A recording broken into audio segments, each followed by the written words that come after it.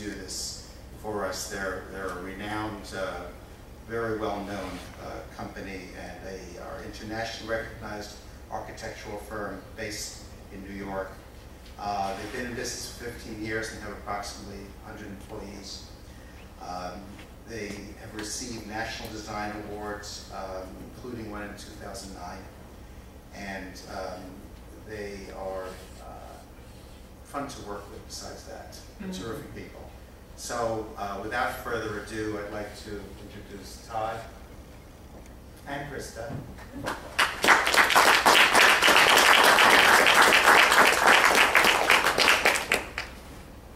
Thank you. You know, Morris, thank you very much. And I was hoping to get your Winston Churchill quote, because those of you know who respect veterans and love Winston Churchill, when they were, I remember the quote, but I'm glad you had it too, but when Prime Minister Winston Churchill was told there would be major cuts in the arts and culture after, of course, World War II and the battle that England had to come back, he goes, well, then what the hell are we fighting for? So I'm a big fan of Winston Churchill and of Morris. Well, first of all, just thank you. Thank you to Elaine and Lorraine and the South and the East Side associations, and for everybody. I mean, for us as an architecture firm to work in the middle of New York City, and we work on projects from Asia to Africa to New York to all over, but often you work in kind of the bubble of your own ideas. And when you read and you learn about a place and about a people and about an idea, sometimes it's hard to make that come to life. So to sit here for just the last hour and get to know you people and understand, the hardest thing to understand about a project is what is the narrative? What is the story? What is the identity? What is the context? So you've given us a great gift the last month to be able to learn about that and then to be here tonight to directly talk about it with you. So I just want to thank you for that. And of course the city council members and lawyers and everybody that are here. So we can get straight to the ideas.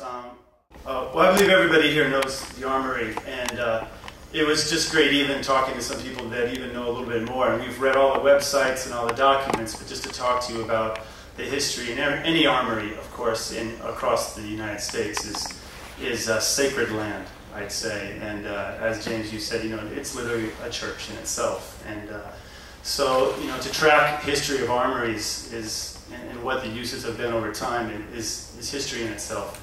And the armory here, of course, going back to the New York Naval Militia, and from the 30s onward.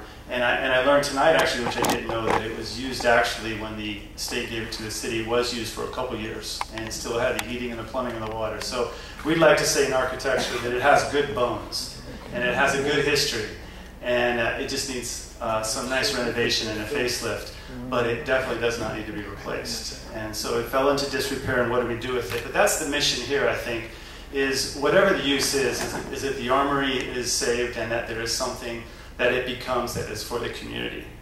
And that is our mission. And I believe that was the original mission when the city became a leasee from the state on its property, is to keep it for the public. I'm actually originally from Portland, Oregon, which is on the other side of the country. But growing up in Portland, we had a downtown waterfront that was in complete disrepair. And actually was very underperforming. And it is now one of the highest price per square foot of retail space and commercial space in the entire Northwest. And the driver behind that was the Armory renovation, actually. And it's a fantastic armory that I'm very proud of being from there. And when you first came into the office and mentioned the Armory, I was like, oh, that's a great idea. These are the kind of projects and clients and places we really appreciate. So I also take that personal passion to this. I think that every project starts with really a client, and it's amazing to see the community here that has leadership. And when you have leadership like you have, it's easy to follow that. So as you know, the number of organizations and those are people who approached us and that we've read about and learned about. Shop, as you said, Morris said, we are a firm that's been around 15 years. I think that humbly, we are one of the firms making it known of the next generation of architects, and what you get with that is a respect for the tradition, but you get lots of new technology, new ideas, and new sharps, young people that really put that talent to use. We're based in New York, but work all over. We'll show you some projects, but we've been able, luckily, to work with a lot of different people in the field in construction and AV and mechanical and electrical and everything that we'll go through, and we reach out to them and have talked to them. Go ahead, Krista. We reached out to a lot of the typical consultants that we work with, our favorite consultants that we thought would be appropriate for this project, which is here from Shawmut Design and Construction, who was instrumental in helping us understand the viability of actually renovating the Armory. And we also reached out to mechanical engineers and lighting designers, structural engineers, all talking, about revitalizing the Armory and restoring it to its original glory and creating a new use. So we've actually have a lot of interest from the consultants that we work with on partnering with us on this project, which is great. And we've actually been a developer as well. We've had, we call skin in the game on a number of projects, and what you learn is how to make it work business-wise as well, what the pro forma looks like, and not just an idea, but two questions beyond that we'll answer tonight, I think, is can you pay to build the idea, and can you pay to operate the idea? And I think that was our essence in really evaluating this. And you'll look at one of the groups is HRNA. HRNA is an advisory firm in New York City that we work with every day on a number of projects. And I believe the city of New Rochelle hired them to do a report as well on the viability of the Armory. And we talked to them in depth about how could we make this thing operate and get paid for it by itself. It's not just concerned citizens, but concerned citizens that would form a 501c3 nonprofit. There would be a board like any 501c3 that runs performing arts spaces, that runs organizations that are the backbone of this country. And that 501c3 under its boards and trustees would operate, and then you have... And that board would be responsible for hiring professional management that would oversee the day-to-day operations of the Performing Arts Center, as been our goal through the project. And then through the board and also the managing director of the Performing Arts Center, at least initially when we start to go into the construction and design of the Armory itself, you kind of see the tree branch out and you see all the players involved and their relationships to the 501c3 that would be formed, and then also you see kind of the shop architects in the middle, and you see all our consultants under there. Well, like Krista said, having a professional operator to do the Performing Arts Center, also to lease out and run a restaurant or other uses, you just have the board that curates that process and has leadership of that process. Morris and Ron both have, of course, there's been a lot of work by a lot of people we've met tonight. That would be the basis of the board originally, and huge leaders of this community, and a lot of people, I think, that would come to bat when all of that gets formed very soon. I'm not sure if many of you have heard of us. We're a 30-year-old, actually celebrating our 30th anniversary this year. We have offices in New York, Boston, Rhode Island, and North Haven, Connecticut. Our experience is tremendous in the institutional and cultural work. I'm not here to talk a lot about who we are. It's more about shop and the ideas that they're presenting to you. But I just wanted to show you some of our experience in the performing arts. We've worked at many universities. Berkeley School of Music is one.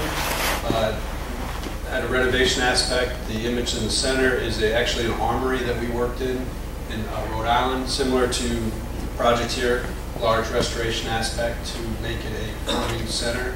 An image that many of you have probably seen is the Apple Cube. We do a tremendous amount of work for Apple. The next slide. Just some more examples of some of the performing arts. It's more just to show you that we've done this, we know how to do this, we enjoy doing this, because it's not just coming in and building something, it's creating something that's going to be here for years, and the importance of the community and encouraging their involvement and educating them on the process to make it a pleasant ride is what we like to call it. We're not here just to come take over this historic piece of property, but we want to make it part of include you in part of the process of developing it and putting it together. You feel that you're just as important as we are. Thank you. We did a full financial analysis on the constructability and the cost. We looked at a lot of different issues that we'll get to, and that was a lot of work that Shawmut put into that. Yeah, and it was instrumental for us to really understand the scope and the scale of what needed to be done within the Armory space, and we really brought them in for their expertise in doing this type of work. It's not just that they're experts in construction and building management and that kind of thing, but they really know what this type of use really involves and how to build it efficiently and to a high level. Other consultants that we would be working with or we would propose to be working with, we have Brian Order Lighting Design. They go by Bold. They have also done performing arts and theaters before. Brian is a lighting designer, has been working for many years as a lighting designer, but also has a background in theater and theater design. So we thought he was a great addition to the team.